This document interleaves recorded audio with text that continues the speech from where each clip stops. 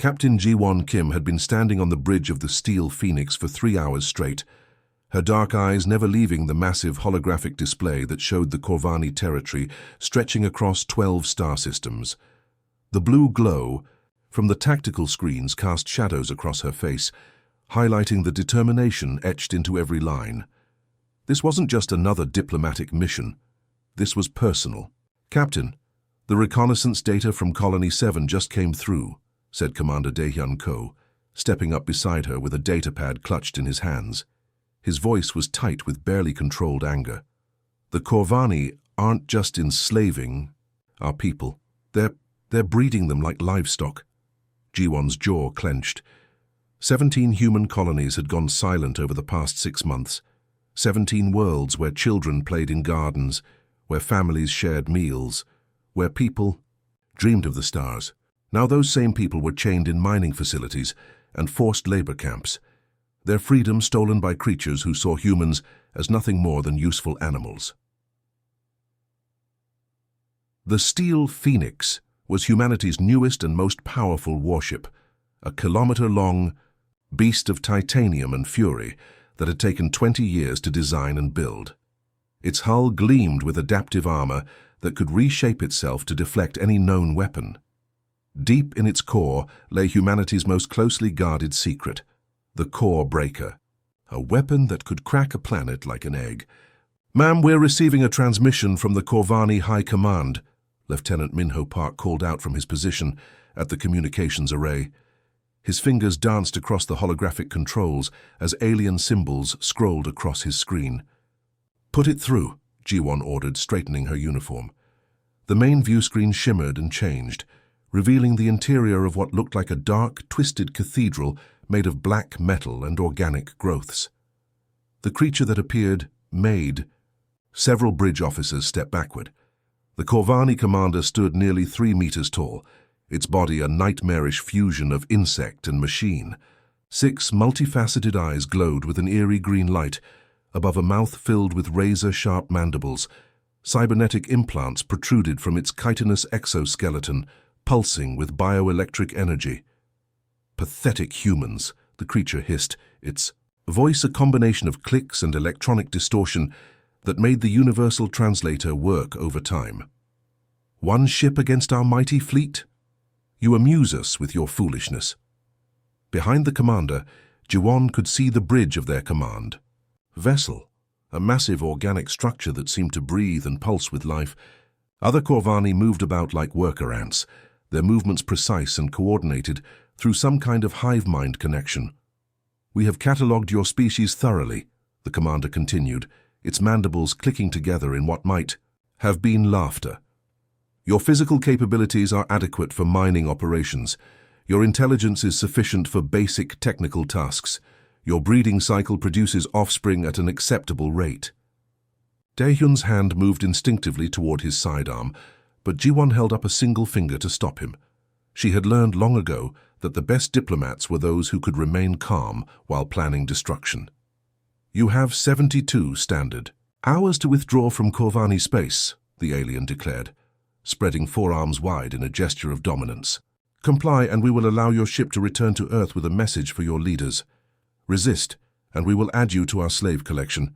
Your crew will serve in our deepest mines until they die of exhaustion." The bridge fell silent, except for the steady hum of the ship's systems.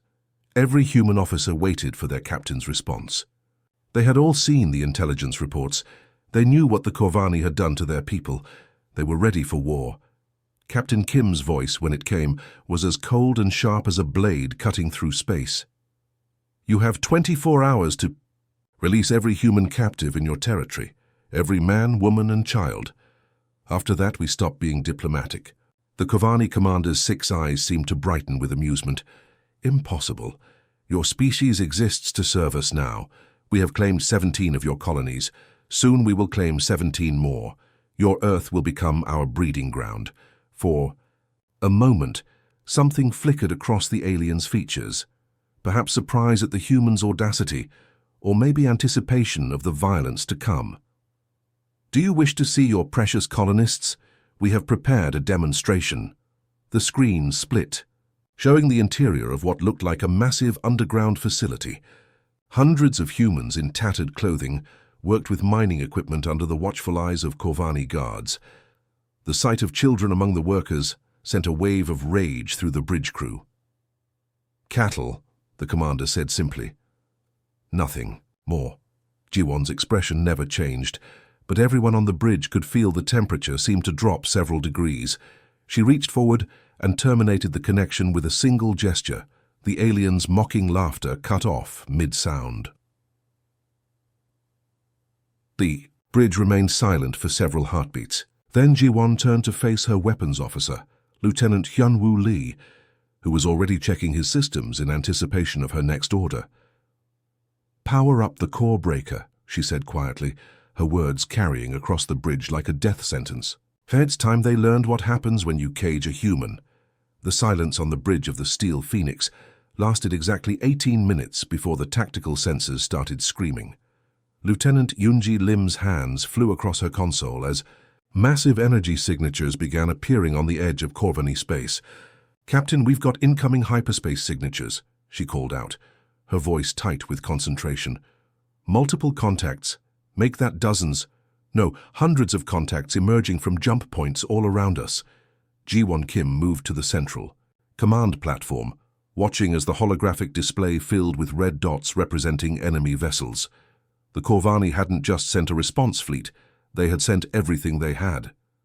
"Final count, 312 vessels," reported Commander Daehyun Ko, his face grim as he studied the tactical readout. "Battle cruisers, destroyers, carrier ships, and what looks like their entire home defense fleet. They're surrounding us in a perfect sphere formation. The enemy ships were unlike anything in human design. Each Corvani vessel looked like it had been grown rather than built, with organic curves and chitinous armor plating that seemed to pulse with bioluminescent energy. Their weapons arrays resembled insect limbs, twitching and adjusting as they locked onto the lone human ship. "They're trying to box us in," observed Tactical Officer Taehyun Nam, highlighting the enemy formation on the main screen. "Classic encirclement maneuver. They want to capture us intact." Admiral Soyoung Choi had been quietly observing from her position near the communication station. At 55, she was one of the most experienced fleet commanders in human space, having fought in the border wars against the Centauri pirates. Her presence on this mission was no accident. Earth's leadership had sent their best.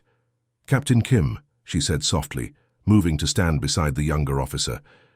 "They're positioning for a boarding action. Those carrier ships are launching assault pods through the viewports. They could see the Corvani fleet in all its terrifying glory. The largest ships were easily twice the size of the Steel Phoenix, their biomechanical hulls bristling with weapon systems that looked like they belonged in a nightmare. Smaller craft swarmed between them like angry wasps, their engines leaving trails of sickly green exhaust. "Ma'am, they're hailing us again," Lieutenant Minho Park announced from his communications post. The young officer had been monitoring Corvani frequencies for hours, and his face was pale with exhaustion. "Put it through," Jiwon ordered, her voice steady despite the overwhelming odds they faced. The main screen flickered to life, showing the same Corvani commander from before, but this time the creature wasn't alone. Behind it stood a group of human prisoners, their hands bound with some kind of energy restraints that glowed with an ominous red light. The humans looked beaten, exhausted, but their eyes still held defiance.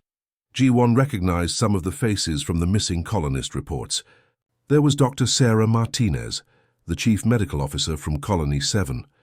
Next to her stood Captain Robert Kim, no relation, who had commanded the merchant vessel Starlight before it disappeared 6 months ago.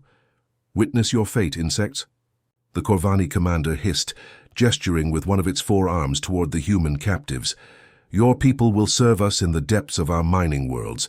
They will breed more slaves for our empire. They will—" "Yan Wu," Captain Kim interrupted, her voice cutting through the alien's boasting like a laser through steel. She didn't raise her voice. She didn't need to. "Target their industrial world. Core breaker. Full power. Lieutenant Hyunwoo." Lee's hands moved across his weapons console with practiced precision. The Steel Phoenix had been his home for 3 years. and he knew every system, every circuit, every weapon, like they were extensions of his own body. "Core breaker charging," he reported, his voice calm despite what they were about to do. "Target. Locked on Corvani Prime Mining World. Distance 4.7 million kilometers." The ship began to change.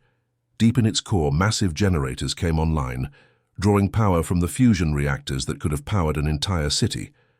The adaptive armor along the bow reconfigured itself, opening like a flower to reveal the barrel of humanity's most terrible weapon. The Corvani commander's 6 eyes widened as sensor readings from its own ships reached it. "What are you doing? You cannot threaten us. We have 300 ships to your 1. "You're right," G1 said quietly.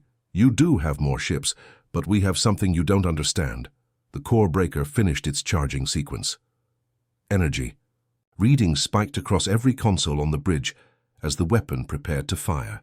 The lights dimmed as power was diverted from life support, artificial gravity, even the coffee makers in the crew quarters. "We have fury," G1 continued, her eyes never leaving the alien commander's face. "Human fury. And when you hurt our people, when you chain our children, when you treat our families like animal, that fury becomes something you can't stop with 1,000 ships." The steel phoenix hummed with barely contained energy, its entire structure vibrating as the core breaker reached critical power. On the tactical display, the target world appeared as a blue-green sphere, beautiful and alive, home to millions of Corvani workers and their families. "Fire," Juwon whispered. A lance of pure fusion fire erupted from the ship's bow, a beam of energy so bright it outshone the local star. The weapon tore through space at nearly the speed of light, crossing the distance to the target world in seconds. It struck the planet's surface like the fist of an angry god, boring straight through the crust, through the mantle, and into the molten core. For a moment, nothing seemed to happen. Then the planet began to shake.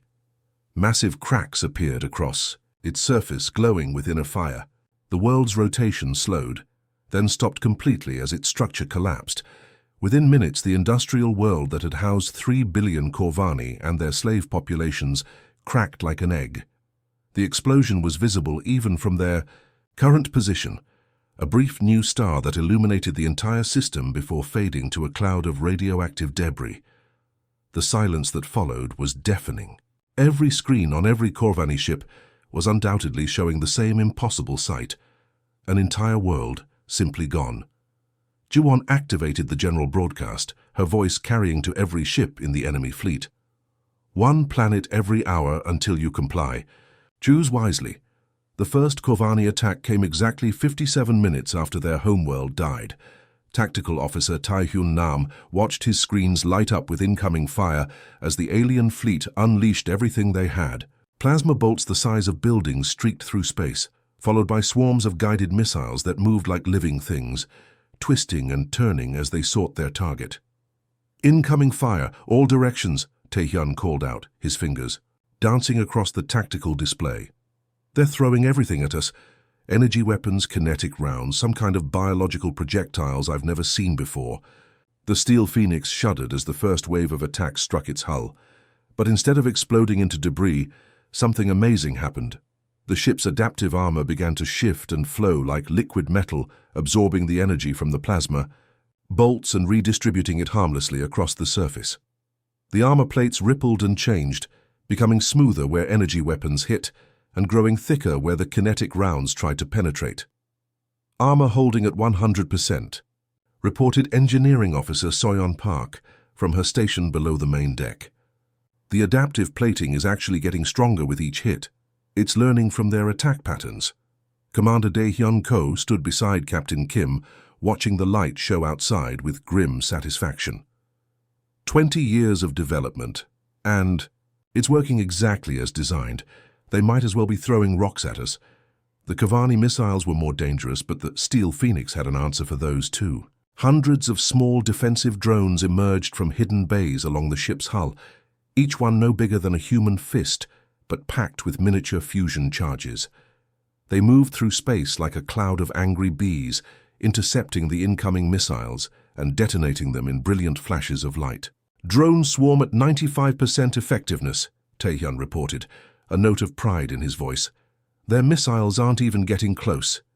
Captain Kim watched the battle with cold calculation.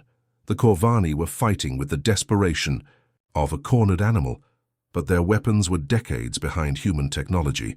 They had spent centuries conquering primitive worlds, never needing to innovate.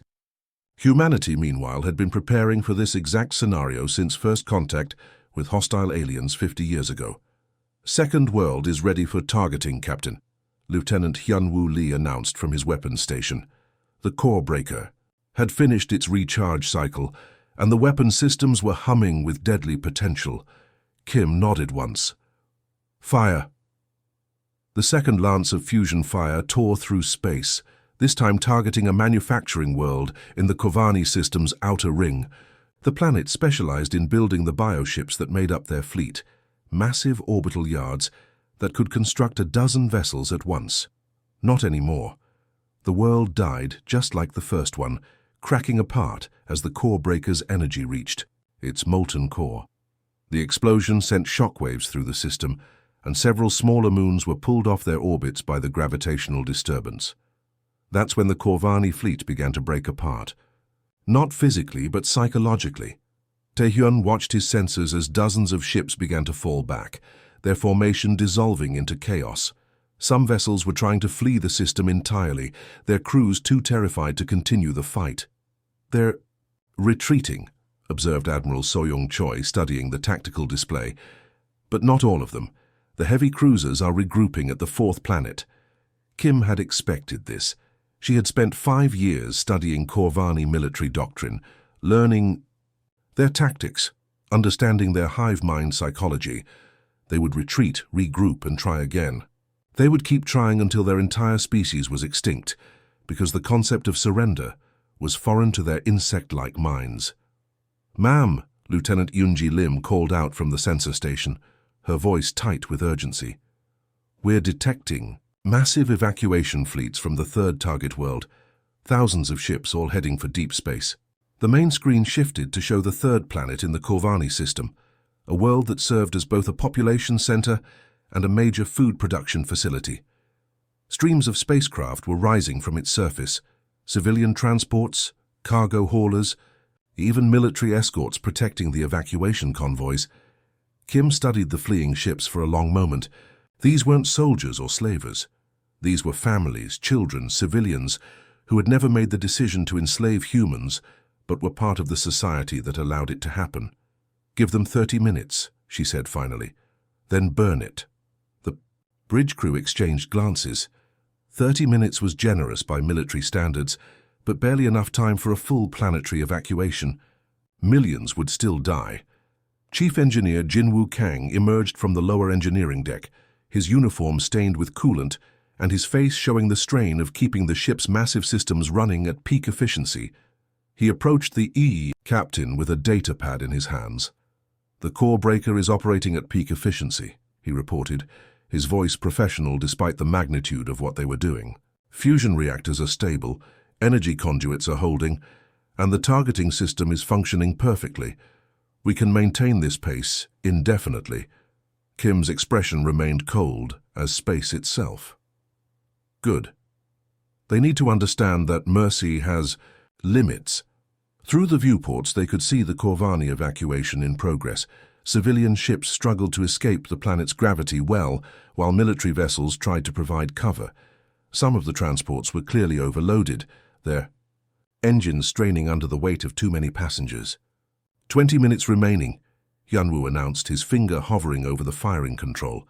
A few of the bridge officers shifted uncomfortably. They were soldiers, trained to fight enemy combatants, not to destroy entire civilizations. But they had also seen the intelligence reports from the human colonies. They knew what the Corvani had done to their people. "Captain," Minho said quietly from his communication station, "we are receiving broadcast signals from the evacuation ships. They're begging for more time." Kim turned to face him, her expression unchanged. "Are they releasing human prisoners?" Minho checked his console, listening to the alien transmissions. "No, ma'am. They're asking for negotiations, but no mention of releasing captives. Then they have 10 more minutes to figure out what's important." The evacuation continued. But it was clear that not everyone would make it. The lucky ones were already in deep space, their ships disappearing into hyperspace jumps. The unlucky ones were still climbing through the atmosphere, racing against time and physics. Time, Hyunwoo announced. The third world died in nuclear fire, taking with it the Corvani food production capability and several million civilians who hadn't escaped in time. The shockwave from the planet's destruction scattered the remaining evacuation ships like leaves in a hurricane. Kim activated the general broadcast again, her voice carrying across the system to every surviving Corvani vessel. Your mathematics are simple. Release our people or watch your civilization burn. The choice is yours, but my patience is not infinite. The eighth world died at exactly 0347 hours, ship time. Intelligence Officer Nara Shin watched the planet crack apart on her secondary display, while simultaneously monitoring communication channels across 17 different alien species. What she was seeing made her blood run cold, but not because of the destruction. It was because of what was happening to the Corvani coalition. "Captain, we have a problem," Nara announced, her voice cutting through the bridge's tense atmosphere. "The coalition is falling apart faster than we expected. I'm tracking at least 12 different species trying to break away from Corvani command." Jiwon Kim moved to Nara's station, studying the intelligence reports flowing across multiple screens. The data painted a picture of complete chaos within the alien alliance. Species that had worked together for centuries were now pointing weapons at each other, each one desperate to save their own worlds. "The Zelthari Empire just declared independence from the coalition," Nara continued, her fingers flying across her console. "They're offering to turn over Corvani military codes in exchange for safe passage out of the system. The Vorthak Collective is doing the same thing, but they're also asking for protection from Corvani retaliation." Commander Daehyun Ko leaned over Nara's shoulder, reading the intercepted communications. "It's like watching rats abandon a sinking ship. They're all trying to save themselves." The main tactical display showed the aftermath of the eighth planet's destruction. What had once been a thriving agricultural world was now an expanding cloud of debris, its death throes sending gravitational waves through the system that knocked several moons out of their orbits. The remaining Corvani fleet was scattered, many ships fleeing toward the outer system, while others tried to regroup around their remaining strongholds. "Captain," Lieutenant Minho Park called out from communications, his voice tight with tension, "we're receiving surrender offers from 6 different factions. The hegemony of Kresh wants to negotiate. The Spiral Arm Confederation is offering tribute. Even some of the Corvani subcommanders are trying to make separate deals." Kim studied the tactical display, watching the colored dots that represented different alien fleets as they moved away from each other like scattered marbles. Each species was trying to distance themselves from the Corvani leadership, hoping that humanity would spare them if they could prove they weren't really part of the slave trade. "Are any of them releasing human prisoners?" she asked, her voice as cold as the space between stars. Minho checked his console, listening to the dozens of alien transmissions flooding their communication channels. "No, ma'am. They're all asking for ceasefire talks first. They want to negotiate terms before releasing anyone." Kim's expression didn't change, but everyone on the bridge could feel the temperature drop another few degrees. Then we continue. The lesson. The ninth world was a Corvani research station, a small planet covered in massive laboratories where alien scientists studied captured humans like lab rats. It burned just as easily as the others, the core breakers' fusion lance turning their research facilities into radioactive vapor. The 10th world was a Corvani breeding colony where they had been experimenting with human genetics, trying to create stronger, more obedient slaves. When that planet cracked apart, it took with it decades of research and millions of alien colonists who had volunteered to participate in the program. The 11th world housed the Corvani Military Academy, where young aliens learned how to conquer and enslave other species. Its destruction sent shockwaves through what remained of their officer corps, many of whom had graduated from those very institutions. Each time a world died, the Steel Phoenix broadcast the same message across all frequencies in every known language. Humanity protects its own. The price for harming humans is extinction.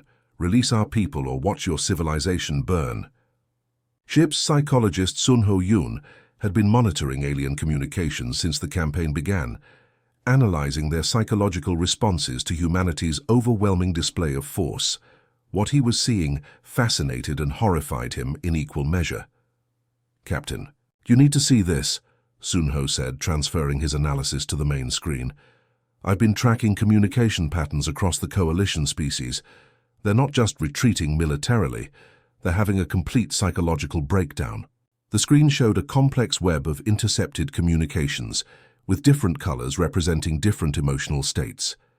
Red indicated panic, yellow showed confusion, and black represented complete despair. Nearly every alien transmission was now colored in those dark hues. For centuries, these species have seen themselves as the apex predators of the galaxy, Sun Ho continued, his voice taking on the clinical tone he used when discussing psychological warfare. They've conquered hundreds of worlds, enslaved dozens of species, and never faced any real resistance. Their entire identity is built on being the strongest, the smartest, the most advanced. Admiral So-Young Choi nodded grimly. "And now they've met something stronger." "Exactly," Sun Ho replied. "But it's more than that. They're not just losing a war. They're discovering that everything they believed about themselves was wrong. The Corvani commander we spoke to earlier called us cattle, insects, animals to be herded. Now they're watching a single human ship destroy their entire civilization with casual ease." On the tactical display, another group of alien ships broke, away from the main Coalition fleet. These were Vorthak collective vessels, their biomechanical hulls glowing with bioluminescent panic signals as they fled toward the edge of the system. "They're breaking, Captain," Sun Ho observed, watching the alien fleet formations dissolve into chaos. "Their entire worldview is crumbling.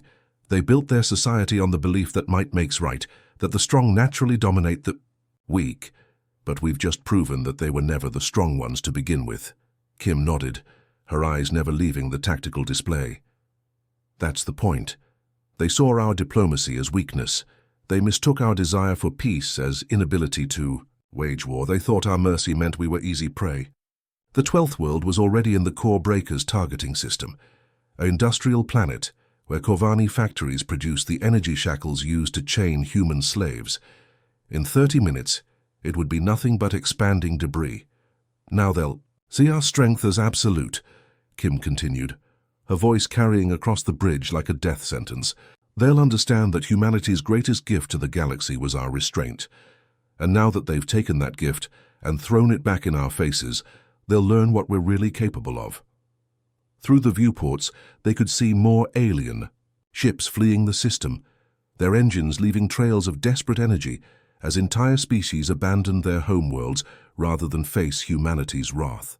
The Great Corvani Coalition, which had dominated this sector of space for over 1,000 years, was dissolving before their eyes. But Captain Kim wasn't satisfied yet. Not while human prisoners remained in chains.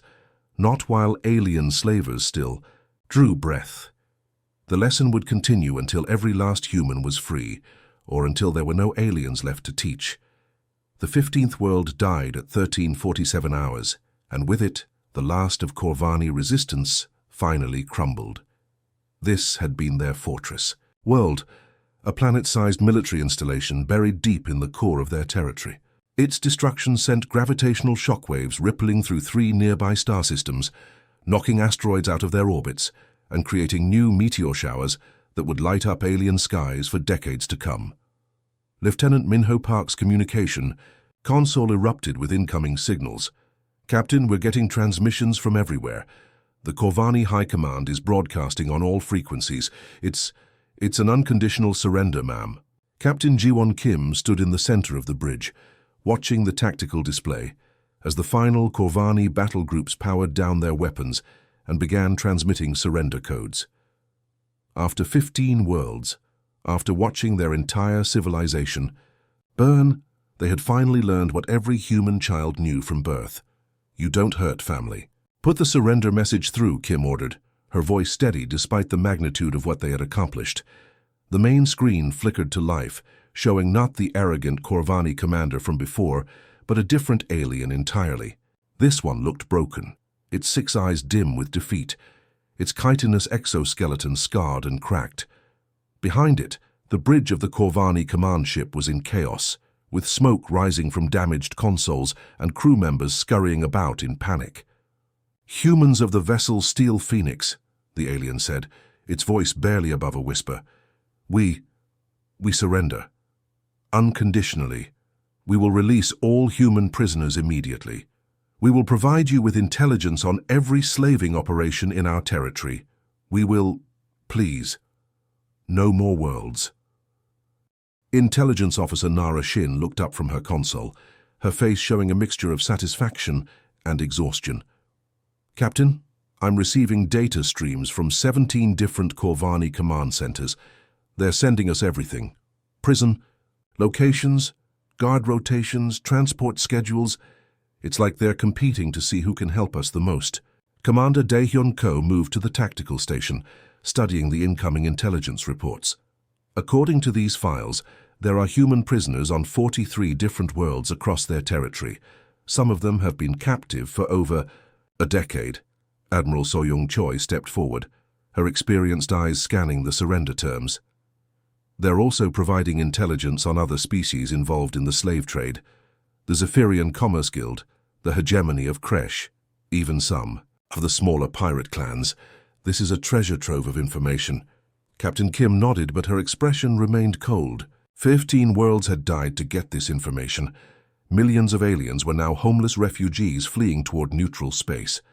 The price of their victory had been measured in entire civilizations. "Confirm the prisoner releases," she ordered.